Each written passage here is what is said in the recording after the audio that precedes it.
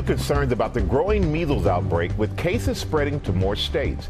Eva Pilgrim is here with the story. Good morning, Eva. Good morning, Michael. Measles is incredibly contagious. In fact, it's contagious 4 days before you even show symptoms. And that has health officials on high alert as more cases pop up all over the country. New concerns this morning about the growing measles outbreak as states in the Northeast see their first cases, while in the South, the outbreak spreads. 2 new cases in Oklahoma now potentially linked to hundreds across Texas and New Mexico.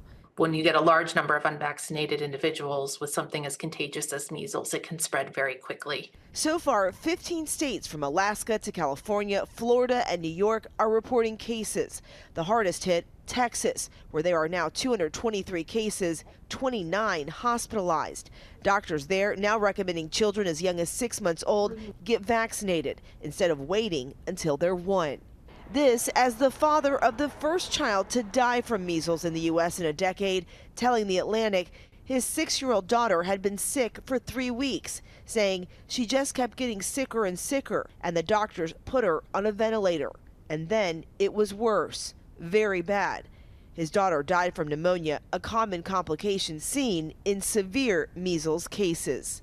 Overnight, Health and Human Services Secretary Robert F. Kennedy Jr. saying he met with the family and is making sure anyone who wants a measles vaccine in Texas can get it. And we will make sure of that. And what we need to do is give them the best information and encourage them to vaccinate. Kennedy, a known vaccine skeptic, also spreading unsubstantiated claims about the shot's side effects and its effectiveness.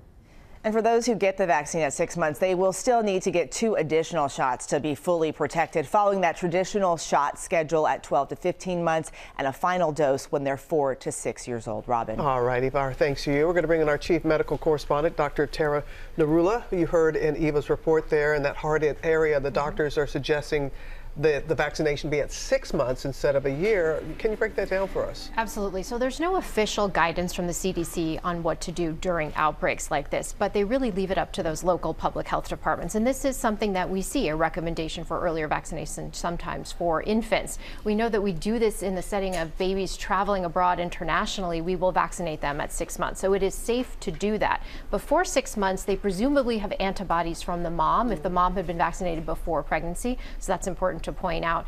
And then also at 12 months, it's also important to know for parents that you can give that second shot even a month after, as early as a month after, if parents decide to do that. And they can talk to their healthcare provider about that. That's good to know. And Yes. they should talk to their provider about that. Absolutely. Because everything's different.